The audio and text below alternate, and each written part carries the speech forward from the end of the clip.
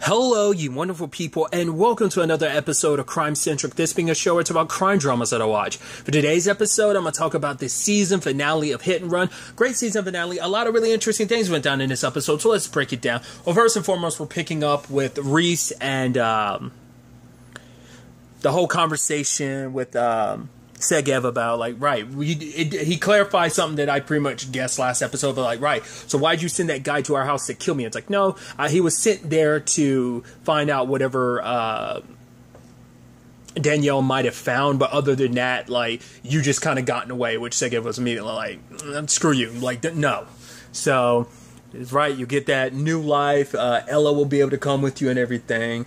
Kind of has to abandon his life, his friends and all that, but it's like, right, but you have to give us a notebook. And I thought he called Naomi, but then when we cut to Naomi later on, she's just doing stuff with the notes and stuff like that. I'm like, because Karina's giving her notes about okay, I want to see the journal and blah blah blah, and I was like, that doesn't seem like Segev called her. So I was like, wait, what? I was like, because at first it's like, right, we're meeting Naomi here, but it's like, oh, it's like the whole entire thing was a bluff. I was like, I wonder, did he actually call anyone? Did he call Ron's number and pretended like he was talking to someone or what? Because it doesn't seem like he contacted Naomi. I mean, maybe he actually did and just she didn't pick up, but he just pretended like she did. But it was enough to get away, because I think for him it's just, I mean, he says it later on, he's got no interest in trusting necessarily the CIA, and then later on Mossad either, but he had no choice but to turn to Mossad because he definitely doesn't like the way Mossad has handled things, but at the very least, he doesn't trust the CIA either, because they're not giving him an option that he's down for, because he knows he can't trust Wexler. I mean, the guys lied to him the entire time him and Daniela, Sophie, had been together, so it's like, how can I trust this guy? Yes, Mossad's killed people in my life, Danielle, for example, but the fact is, they're also responsible for Ron's death, but for him, at least if he trusts Mossad, he can at least go home and be with his family. For him, it's that's the only way to end this, which Naomi was like, no, the story I'm writing is going to get published regardless, but because he wants her to kind of put it on pause at the very least, and and if they don't do what I say, then it's meant to be in case of emergency, publish the story. But she's like, no, it's already in the works. There's no stopping it now.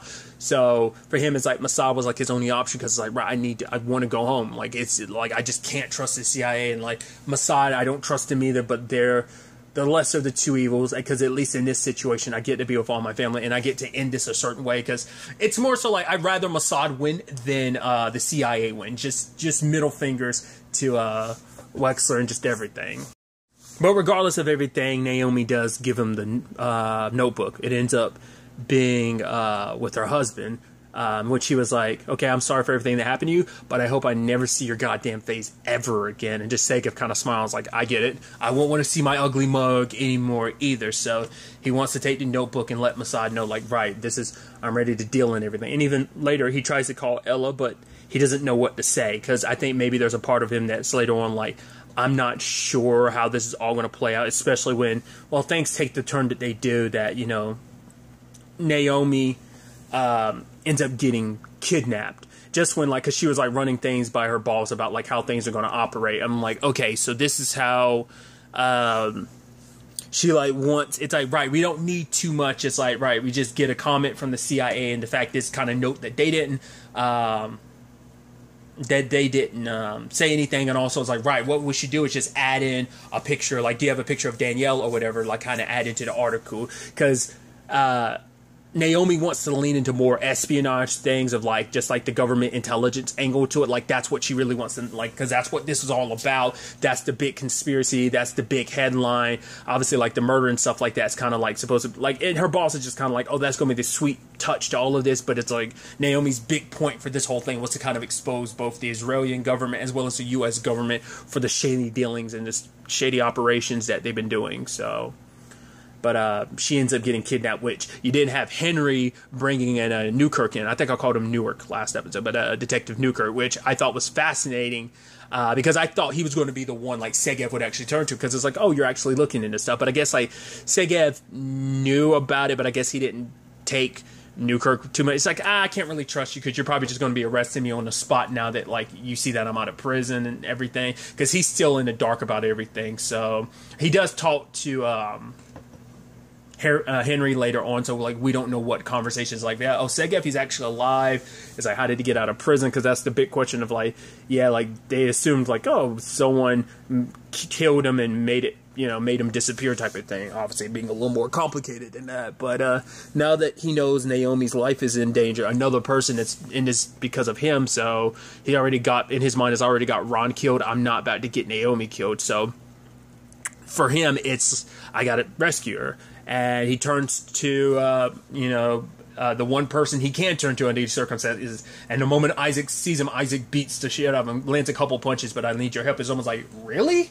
You need my help? What about the 9 years she sent me to prison for? He's just like, he's like, why don't you ask your CIA buddies? He's like, fuck the CIA, fuck Mossad. Like, they're all bastards. They all suck. So I need your help. And he's like, yeah, I have no interest in helping you. But then he's like, they killed Ron. It's like, how do you know? It's like, because I killed the dude who killed Ron. And it's like, you owe Ron. Despite your issues with me, Ron saved your life. He carried you on his back. You were for dead, and he saved you regardless of anything. So it's like, you owe him to help me kind of end this. But even then, Isaac's still kind of like, yeah, sorry. It's kind of sucky what happens, but it's kind of up to you to kind of handle things. But luckily, when the time came, Isaac did step up and save him. It's kind of like, yeah, you do owe me, asshole. And it's like, yeah, I never would have expected they do have history and everything, but it's like, it's such a sullied, complicated history. But I guess it's like Isaac's got no love for the CIA or Mossad either. So, I don't know. It's just so interesting. I didn't expect him to also show up by himself with that pickup, with that truck. I didn't expect that. I would have thought you would have came with an army, but it's like, nah, I guess considering everything, I was like, right, I'll just, make it easier just to kind of handle things myself. So he's like, I'm going to stay behind, clear things up, you go handle business. At the same time this is all happening, Tali finds her way to Shira and Ella, and she's asking Shira to leave, but Shira doesn't, because for her, it's like all this nonsense about Segev. It's like, I literally came out here, been staying here for a week. What's the point? I don't know if Tali should have told her the truth, because truth be told, it's a wild thing. But even she was like, yeah, like, you think Segev's like, I've got an imaginary war? It's like, no, it's not. So she's like, I'm telling you, I'm not leaving. And it's like, well, Tali's like, well, if you're not leaving, I'm going to stay then. I'll stay in, like, that little cabin back there, because I promised Segev that I'll look after you and Ella, so I will stick around, so. But because it's so, like, Shira's so stuck in her way, like, because it's like, right, that's why me and Segev didn't stay married, because of stuff like this. I'm like, at the very least, Tali should have been like, all right, I'm going to tell you what. The fact of the matter is, at the very least been like, Danielle's death wasn't an accident. It wasn't just a random hit and run. She was murdered. It was targeted. You don't have to go into the whole CIA thing. Maybe you'd be like, honestly, she wasn't who she claimed to be. Like, there's different avenues and facets of this situation she could have, like, tried to use to convince Shira, but it's like, right, it's like, the less you know, the better, because, if the more ignorant you are about things, the less likely anyone is to kind of hurt you, I guess, in that regard. But these are, like, intelligence agencies, so they're going to do everything to make sure no one knows anything. They'd rather be safe than sorry, so it's like, right, you don't know anything, we still had to kill you because we couldn't take the chance you did. So let's just go ahead and skip to it. Like the moment, like, we heard the dog whimper, Asa, I'm like, oh boy. And it's like, and then, like, I was legitimately scared for Tali the entire time. I was like, please be okay. It's like, come on, you're pregnant. Like, you guys aren't going to kill a pregnant lady. Sure as shit killed Shira. I was like, wow. I was thinking maybe she'd get knocked out and, like, they have Ellie. Like, they straight up executed her. Headshot, and they took Ella. I was like, wow, I guess, like, they only need one family member as leverage, and I guess they needed, they want at least someone else alive, because I was like, either they didn't know that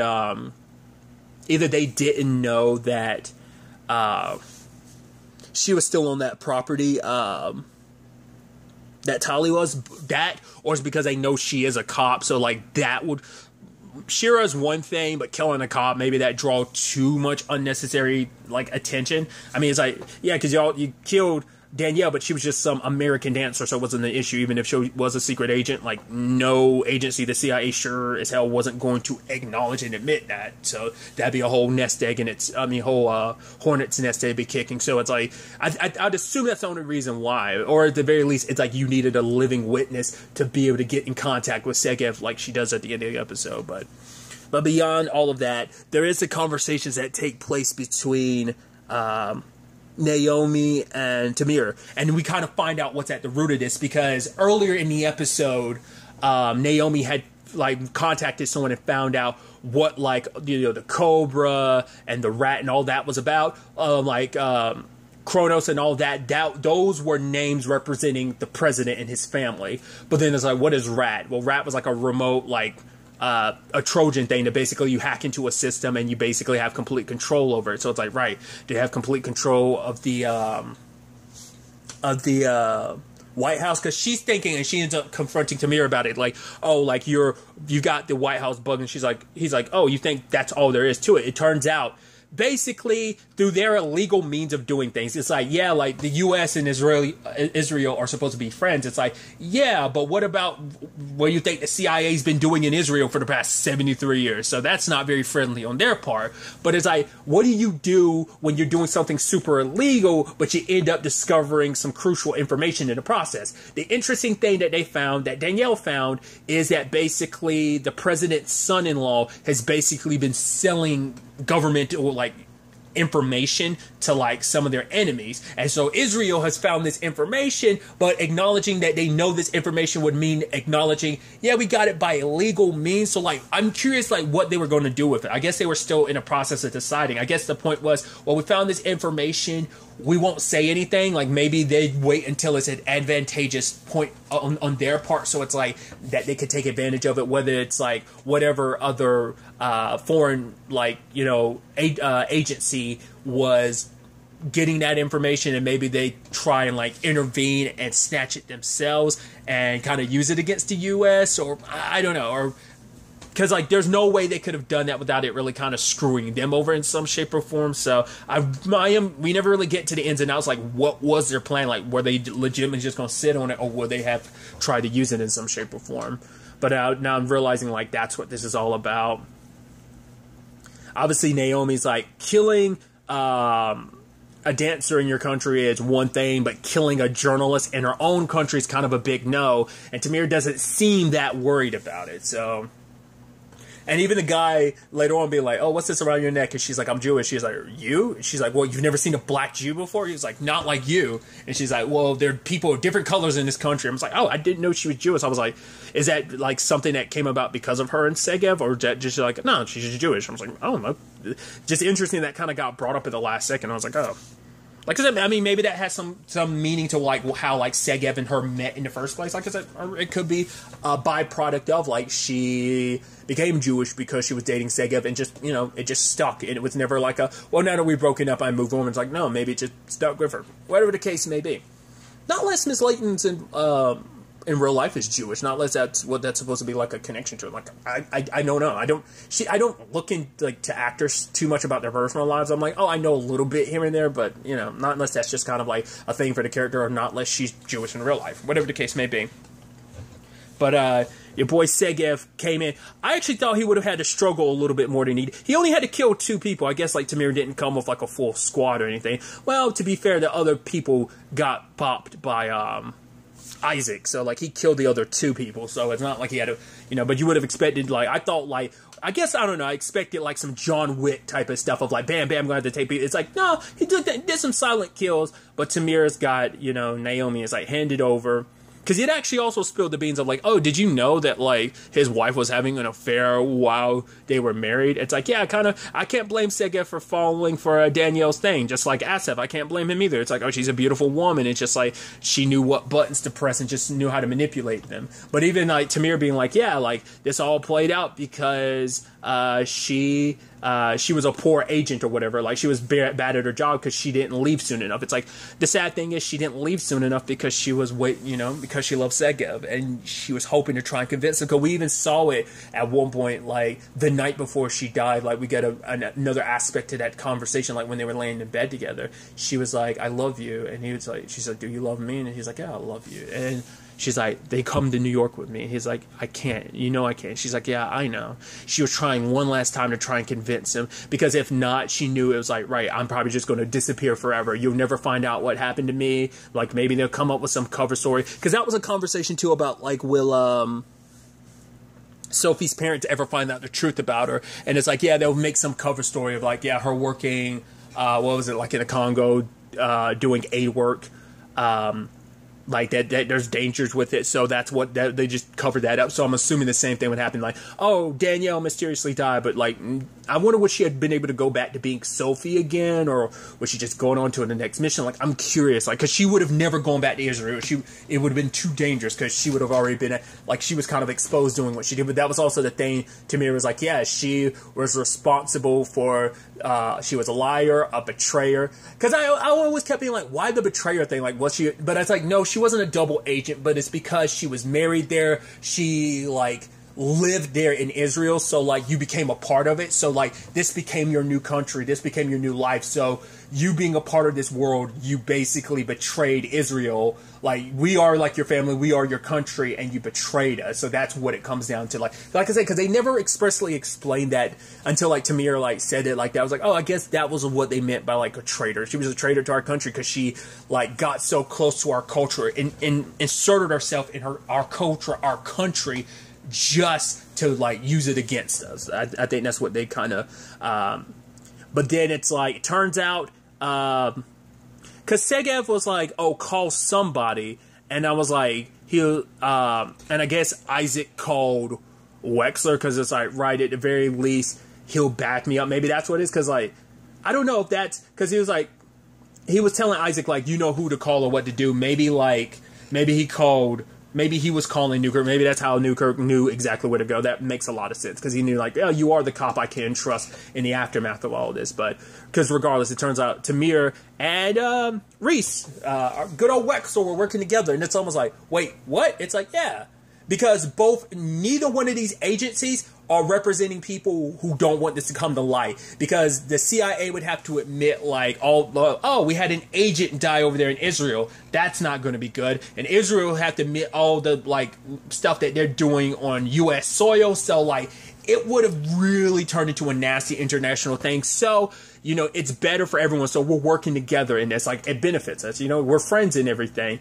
And then, Wexler proceeds to kill Tamir. I honestly wasn't sure which way that was going to go. I was like, either, like, Tamir's going to kill Wexler, or, like, somebody's going to... I had a feeling one of them was going to die, but it's like, yeah. And I love Wexler being like, yeah, we're not that good of friends. So, to hear Mir kind of got what he deserved for everything, whether it be Ron's death or Danielle's death. So, he kind of got what's his. But obviously, Wexler gets to just potentially walk away, because, I mean, granted, Segev, like, pistol whip the shit out of him. I was like, part of me was like, why didn't you just kill him? Because I guess it's like, right, it's way more trouble to kill him. Just let him live, and they bounce. Naomi's like, right, we have to split up. So I'm like, and he's telling her just to publish it, because by publishing it, like, it protects her in a way too, because, like, for one, it exposes him, but it also protects her, because if anything happens to her, it's going to look a little suspect. So it's going to be like, oh, she died, so that kind of confirms all that she wrote. A lot of it's already in the works anyway, but now it's like, definitely push it through to, like, get that done. But even, like, you know, Naomi asking, like, why did she wait so long to leave the country? And it's like, because she loved me. So he takes off, and it's like, wow. I was before we got the news about, well, I think we kind of found out coinciding-wise about the whole Ella thing, but obviously Newkirk showed up to find Tamir dead, but obviously Wexler is gone, so it's like, of course he's alive. Left a big blood puddle from, like, the pistol whipping, so he's still a thorn out there to be dealt with. But obviously Tally calling him to let him know about, right, his daughter's gone, because he even said it, like, his daughter's all that he had left. He lost Ron, he lost Danielle, and it's just like, now it's like, right, I guess, like, that was Mossad's, like, insurance piece in case things went sideways. Not unless it's someone else that took her, but who else would? I mean, not unless that was something like Wexler set up in motion of like, and if he couldn't get, well, because it's like, right, we had a breakdown in communication, you knocked my dude out and you ran, so it's like, you know what, I'm going to use Ella as bait. So that's probably like the CIA doing that, because like, why would Mossad do that when they've already got Naomi as leverage? So that's the sad thing about this. It's like, yes, it's kind of all falls on Segev because he's the one that set a lot of this in motion. But truth be told, this all falls on Danielle. And it's like, thing is, she already died, but her death set so much in motion. Like, there was just so much behind her life and her death that, like, set so much in motion. It's like, also, like, she doesn't have to deal with the consequences. Everyone else has to pay the price for it. But you can make the argument, once again, it's like, it's mainly on Segev because he couldn't let sleeping dogs lie. He had to find out the truth, and unraveling all of this put so many people in danger. It got Ron killed. It got your ex killed. You put your cousin and her baby in danger. You put your own daughter in danger. It's like everyone in your life is in danger. Like, eventually your parents are probably going to get mixed up in this as well. So it's like, so Segev will be end this off with him running, because it's like, I'm sure he's going to go to Isaac for help. It's like, right, Isaac's the only other friend he's got in this country that's got the power. I'm curious, like, if they did, like, going forward, like, would we see more of Naomi, or would it mainly take place in the U.S., like, or would it, you know, especially if the CIA is the one that has him, like, it might be still kind of like a bouncing forth, because he'd probably go back to Tel Aviv, but it's also like, how do you get out of the country, because I'm sure the CIA would make it impossible for you to get out, plus you're already arrested for murder, and so I'm sure Newkirk's going to be looking for you too. I'd assume, like, there'd be more with the Naomi thing, just because, like, the whole Henry and Newkirk angle to it. Like, I figured there'd still be, like, questions on that front. And so, I don't know. I'd be curious to see how they play that out. At the time of me recording this, which it is August 13th, Netflix has not renewed Hit and Run for a second season yet. Hopefully they do, because I'd love to see where its second season would take them. Like I said, would we go to, like, other countries? Will it still kind of bounce between Tel Aviv and America? I'd assume so, because I'm sure, like, there's still more they're going to do with characters like Naomi and maybe Newkirk potentially. Because, like I said, I don't even think it'd be easy for him to even get, like, for Segev to get out of the country. So, I mean, but maybe that's going to be a whole thing to get back to Tel Aviv, because that's most likely where Ella's still being held, because not unless they were able to get her out of the country. But like I said, just everything is upside down at the end of the season. Just like, there was like no winning in this. It's like there were small victories, but there were just so many losses along the way. There's just so many. Danielle's dead, your ex is dead, your best friend is dead. It's just like, what do you do? You know, all he has is Ella. So it's so interesting too, because I kept making references to Taken, which I think you can, like, in the grand scheme of things, kind of put in that same vein, but definitely feels very much like Taken at this point, with his daughter literally getting taken. So, like I said, I hope the show does come back for a second season, because I'd love to see how it play out, what they do, what the story would be, what new characters would get introduced, how far up the food chain a lot of these commands are coming from, who's in the know, who knows what type of situation. I wonder, will there be any more of Danielle, because I feel like this season was kind of built around her already, so I don't know if there'll be more with her in the future or not. We'll see. But really, that's all I'm going to talk about. Until the next time we meet, be happy, be safe, live life to the fullest, and enjoy it. Good day, and goodbye.